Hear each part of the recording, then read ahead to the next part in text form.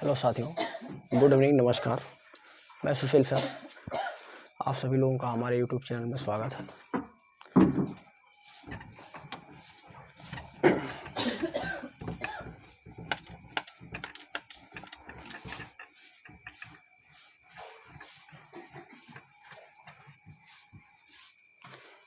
प्यारे बच्चों, हम लोग यहाँ पे इंटरमीडिएट फिजिक्स पहला पार्ट जो है इलेक्ट्रिक फील्ड एंड चार्ज, उसको हम लोग कवर कर रहे हैं।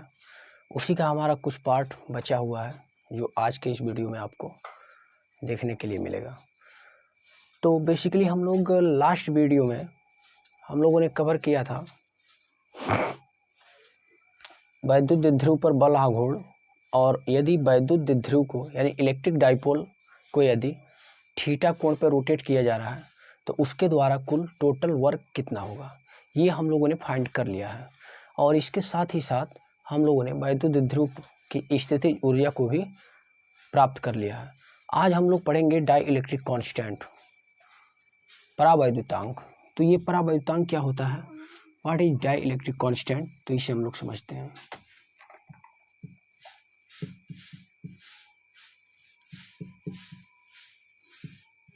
परावैद्युतांक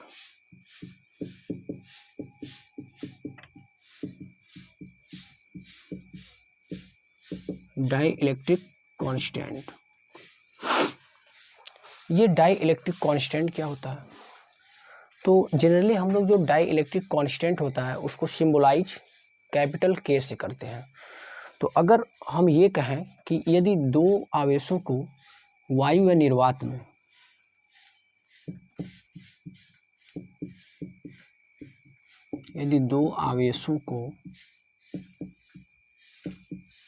वायु या निर्वात में एक दूसरे से r दूरी पर रखे गए हो तो उनके मध्य जो लगने वाला बल होगा अर्थात जो F1 होगा 1/4 pi epsilon not Q1 Q2 upon r²। Equation 1। तो हम लोग जानते हैं कूलॉम के नियम अनुसार यदि कोई दो आवेश है एक दूसरे से r दूरी पर रखे गए हैं तो उनके मध्य जो लगने वाला फोर्स होता है वो फोर्स होता है 1/4 pi epsilon not Q1 Q2 by r²। तो अगर ये दोनों आवेश वायु व निर्वात में रखे गए हैं तो इन दोनों आवेशों के मध्य जो लगने वाला बल होगा ये बल होगा। सपोज दैट कि उन्हीं दो आवेशों को यदि किसी माध्यम की हम लोग अगर बात करें तो जैसे ईथर, एल्कोहल आदि, ईथर आदि में हो तो जो उनके मध्य लगने वाला फोर्स होगा 1/4 पाई एप्सिलॉन नॉट के Q1 Q2 अपॉन r²। ये हम लोगों ने कब पढ़ा, वायु या निर्वात के लिए, वायु या निर्वात के लिए। लेकिन ये जो फोर्स होगा ये किसी भी माध्यम के लिए,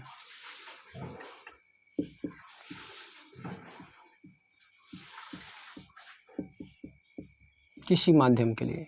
तो हम लोग यहीं से इसका डेफिनेशन करने का प्रयास करते हैं कि वायु या निर्वात में रखे दो आवेशों के मध्य लगने वाला बल और किसी दूसरे माध्यम जैसे ईथर आदि में रखने पर आवेशों को उनके मध्य लगने वाला बल का जो अनुपात होता है उसी अनुपात को हम लोग क्या कहते हैं, डाई इलेक्ट्रिक कांस्टेंट कहते हैं, परावैद्युतांक कहते हैं। तो ये इसका स्टैंडर्ड डेफिनेशन हुआ। अब जैसे इक्वेशन 1 एंड 2 से डिवाइड करेंगे, इक्वेशन 1 डिवाइडेड बाई इक्वेशन 1,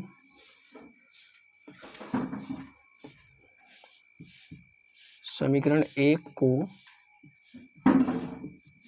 2 से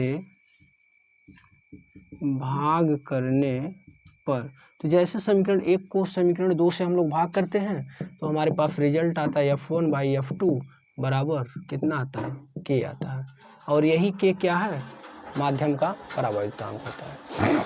तो इसको हम लोग इस प्रकार से डिफिनेशन करेंगे कि यदि दो आवेशों को वायु या निर्वात में रखा गया है तो दोनों आवेशों के मध्य लगने वाला बल, और यदि उन्हीं दोनों आवेशों को किसी माध्यम में रखा गया है तो उस माध्यम में लगने वाले बल जो होगा वह पहला बल और दूसरे बल का जो अनुपात होगा उसी अनुपात को हम लोग क्या कहेंगे, परावैद्युतांक कहेंगे। तो इसका डिफिनेशन आप लिख लें कि वायु या निर्वात में दो आवेशों के मध्य लगने वाला बल तथा किसी माध्यम में उन्हीं दो आवेशों के मध्य लगने वाले बल का अनुपात जो होगा उसी अनुपात को हम लोग क्या कहेंगे, परावैद्युतांक कहेंगे। तो आपको ये अच्छे से समझ में आ गया होगा कि परावैद्युतांक क्या होता है कि ये जो दो आवेश होते हैं ये अगर वायु या निर्वात में रख दिए जाएं तो उनके मध्य लगने वाला बल ये होता है।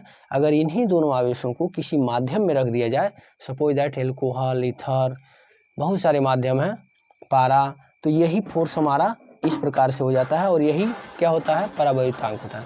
तो हम लोग कहते हैं यदि किन्हीं दो आवेशों को वायु या निर्वात में रखने पर उनके मध्य लगने वाला बल तथा उन्हीं दो आवेशों को किसी माध्यम में रखने वाले बल का जो अनुपात होता है उसी अनुपात को हम लोग क्या कहते हैं, परावैद्युतांक कहते हैं।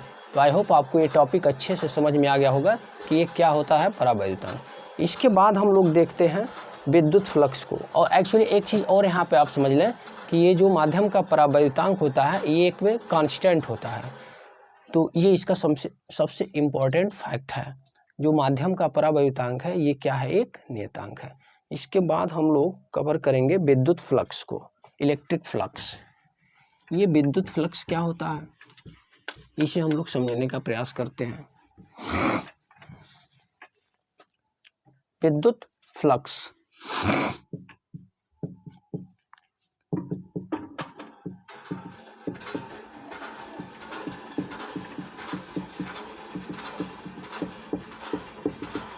ये विद्युत फ्लक्स है क्या होता है। तो देखिए हमारे पास सपोज दैट ये कोई प्लस क्यू आवेश है, तो अगर हमारे पास प्लस क्यू आवेश है तो इसके चारों ओर विद्युत बल रेखाएं निकलेंगी, तो बहुत सारी विद्युत बल रेखाएं निकलेंगी। तो इन सभी विद्युत बल रेखाओं से मतलब नहीं है। यहाँ पे हम लोग इसका डिफिनेशन इस प्रकार से करते हैं, किसी आवेशित पिंड से होकर लंबवत बाहर निकलने वाली कुल विद्युत बल रेखाओं की संख्या को क्या कहते हैं, विद्युत फ्लक्स कहते हैं। तो ये होता है एक्चुअल में विद्युत फ्लक्स। ये मान लीजिए ये जो विद्युत बल रेखाएं हैं, इलेक्ट्रिक फोर्स लाइन है, ये परपेंडिकुलरी इसके सरफेस से आउटवर्ड डायरेक्शन में बाहर निकल रही हैं। सपोज दैट ये विद्युत बल रेखाएं भी हैं परपेंडिकुलर, ये हैं। तो जो विद्युत बल रेखाएं किसी आवेशित पिंड के सरफेस से लंबवत बाहर होकर के निकलती हैं, उन बल रेखाओं की संख्या को क्या कहते हैं, विद्युत फ्लक्स कहते हैं। विद्युत फ्लक्स का जो सिंबल होता है वो क्या होता है, फाई ई होता है। फाई ई बताता है इलेक्ट्रिक फ्लक्स को, अर्थात विद्युत फ्लक्स को। तो आपको समझ में आ गया होगा कि ये विद्युत फ्लक्स क्या होता है। किसी आवेशित पिंड से या किसी आवेशित सतह से लंबवत बाहर निकलने वाली विद्युत बल रेखाओं की संख्या को, यानी total number of electric field line is called that electric flux. ये होता है इसका कॉन्सेप्ट, और इसे जनरली हम लोग फाई ई से रिप्रेजेंट करते हैं। फाई ई बताता है इलेक्ट्रिक फ्लक्स को, विद्युत फ्लक्स को। तो आई होप आपको ये अच्छे से समझ में आ गया होगा ये विद्युत फ्लक्स क्या है। अब इसके हम लोग टाइप्स को देखते हैं। टाइप्स क्या होता है, टाइप्स ऑफ इलेक्ट्रिक फ्लक्स, विद्युत फ्लक्स के प्रकार। तो विद्युत फ्लक्स दो प्रकार का होता है। एक होता है पॉजिटिव फ्लक्स,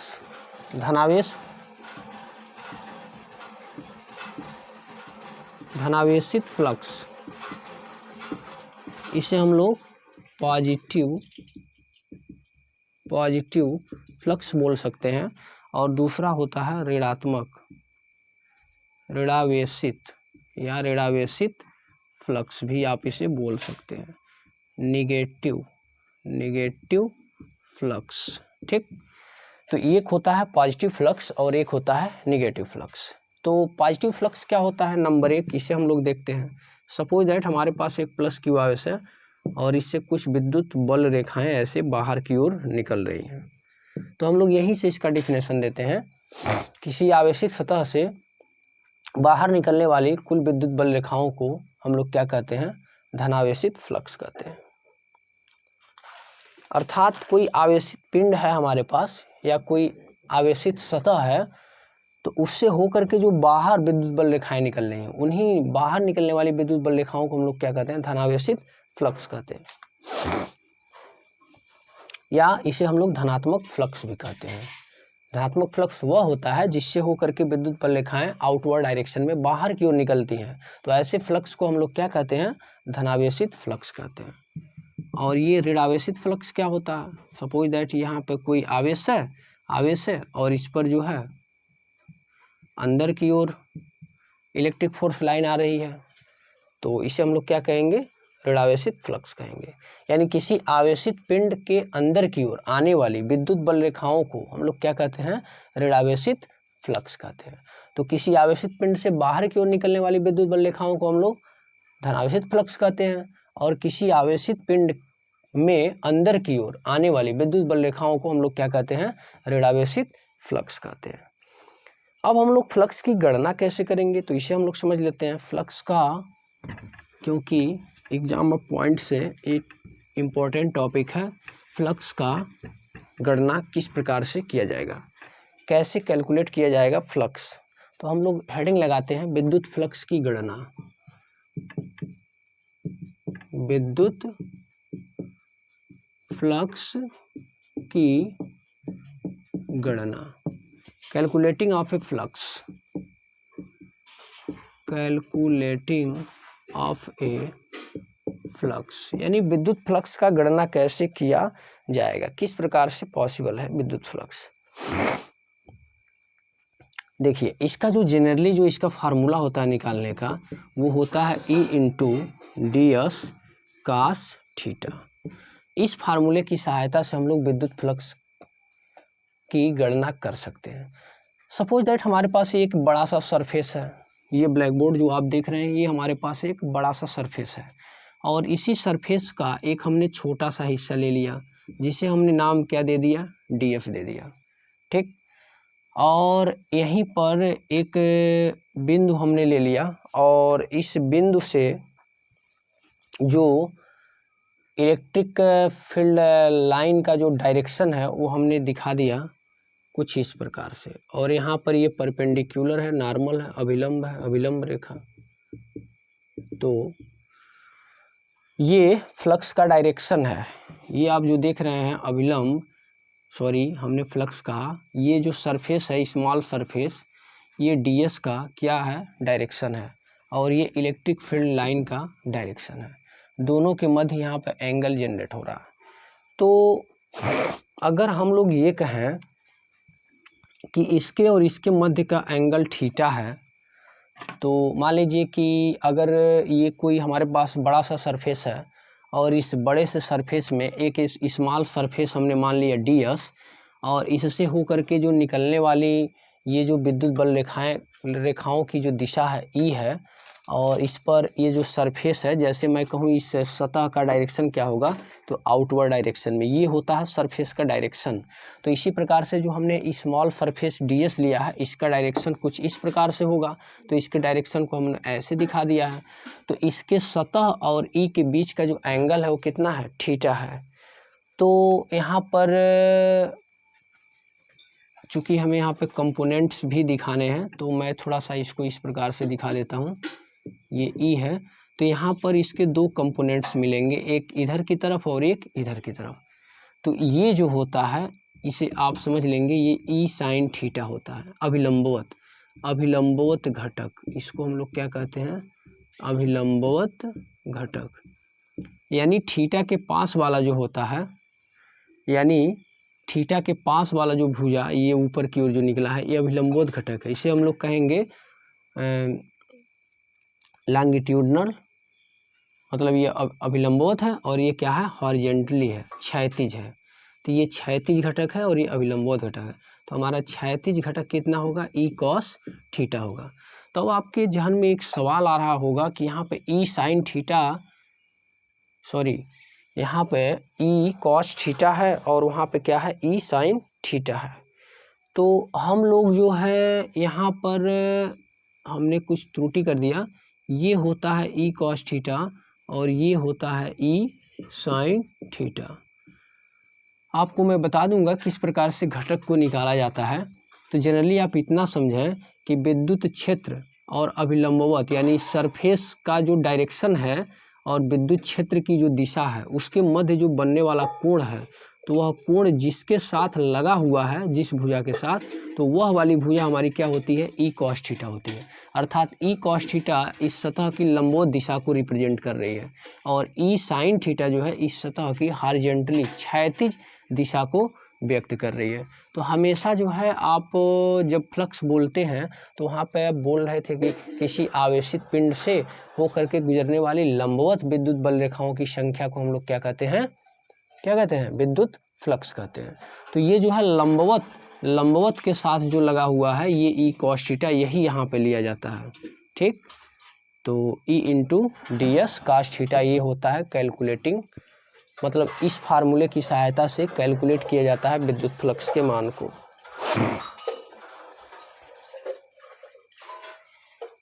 अब हम लोग इसके बाद देखते हैं घन कोण क्या होता है। घन कोण का भी कॉन्सेप्ट समझना है। तो घन कोण को हम लोग समझ लेते हैं सॉलिड एंगल। घन कोण, सॉलिड एंगल, ये घन कोण क्या होता है। तो अगर मैं आपसे कहूँ कि हमारे पास एक बड़ा सा सरफेस है यस, और इसका जो सेंटर है ओ है, और इसको यहाँ से ऐसे मिला दिया जाए तो ये जो कोण बन रहा है, ठीक है, ये जो कोण आपको दिख रहा है इसे हम लोग डी ओमेगा कहेंगे, और ये जो पूरा कोण बन रहा है ये क्या है, ओमेगा होता है।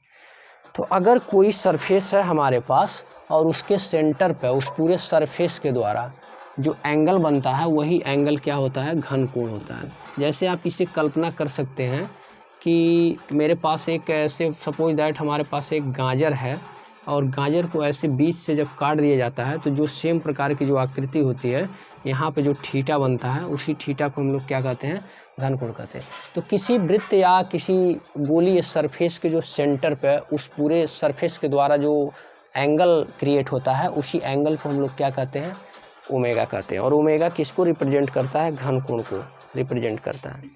लेकिन ये तो टोटल एंगल की हम लोग बात कर रहे हैं, टोटल जितना उसके सेंटर पर बनता है। तो चूँकि यह जो है 3D इमेज है, इसको दिखाया नहीं जा सकता है, बस कल्पना किया जा सकता है। लेकिन इसी में एक छोटा सा हिस्सा इसको काट के अगर ऐसे निकाल दिया जाए कुछ इस प्रकार से, तो ये वाला जो एंगल होता है ये डी ओमेगा होता है। ठीक, और ये पूरा क्या होता है, ओमेगा होता है। तो ये जो है इसके छोटे से सतह के लिए है। इस पर एक छोटा सा जो स्मॉल सरफेस है जो डीएस है, ये डीएस की हम लोग बात कर रहे हैं उसके लिए है। तो किसी पृष्ठ के एक छोटे से सतह पर उस पृष्ठ के द्वारा जो कोण बनता है वो डी ओमेगा होता है, और किसी एक पृष्ठ पर उस कुल पृष्ठ के द्वारा उसके सेंटर पे जो कोण बनता है वो क्या होता है, ओमेगा होता है। तो घन कोण जो होता है जो डी ओमेगा को हम लोग D S cos theta upon R square भी लिख सकते हैं। ये जो बहुत इंपॉर्टेंट फार्मूला है, डी ओमेगा किसके बराबर होता है, D S cos theta upon R square के बराबर होता है। यह छोटे से सतह के लिए होता है, छोटे से सतह के लिए, ये इसके लिए नहीं है। ये जो हमने फार्मूला लगाया है ये इस वाले सरफेस के लिए है। इसका जो छोटा सा एक हिस्सा है, इसी पर एक छोटा सा हिस्सा मान लिया गया डी एस, और उसके द्वारा जो बना एंगल है ये डी ओमेगा उसके लिए होता है, छोटे से सतह के लिए होता है। अगर हमें पूरे घन कोण का मान चाहिए तो हम लोग इसका क्या कर देंगे, इंटीग्रेट कर देंगे। तो इंटीग्रेट का मतलब ही आप लोग समझ रहे हैं क्या होता है। जैसे इंटीग्रेट करेंगे वो क्या मिल जाएगा, ओमेगा मिल जाएगा, और डी ओमेगा की हम लोग वैल्यू कितना जानते हैं, D S cos theta upon में आर स्क्वायर। तो D S cos theta upon R square जैसे करेंगे तो आपको क्या मिलेगा, डी ओमेगा, और डी ओमेगा का ये क्या बता देगा, ओमेगा बता देगा। तो इस प्रकार से जो है इसे हम लोग सॉल्व कर लेते हैं। तो अगर इस छोटे से घन कोण का हमें मान प्राप्त है, उसका हम लोग जैसे समाकलन करेंगे तो इस पूरे वृत्त के द्वारा जो सेंटर पे जो एंगल बनेगा वो ओमेगा मिल जाएगा। और ये जो ओमेगा होता है ये एक्चुअली में कितने के बराबर होता है, 4 पाई के बराबर होता है, 4 पाई। तो यह एक बेहतरीन रिजल्ट होता है और इसका जो मात्रक होता है स्टेरेडियन होता है, स्टेरेडियन। तो ये घन कोण को आप जो है बेहतरीन तरीके से समझने का प्रयास करेंगे, क्योंकि जैसे ही हम लोग गाफ थ्योरम पढ़ाएंगे तो ये कॉन्सेप्ट उसमें प्रयोग होगा। हम लोग कोण का मात्रक रेडियन पढ़ चुके हैं और घन कोण का मात्रक क्या होता है, स्टेरेडियन होता है। तो ये रहा आज का टॉपिक। आई होप आप लोगों ने हमें पिछली वीडियो में ज़्यादा प्यार और स्नेह दिया, इसके लिए आपको बहुत बहुत थैंक यू। और मैं आशा करता हूँ आपको ये वीडियो पसंद आएगा और ज़्यादा से ज़्यादा इसे आप लोग लाइक करें, शेयर करें और अभी अपने परिवार को बढ़ाने का प्रयास करें।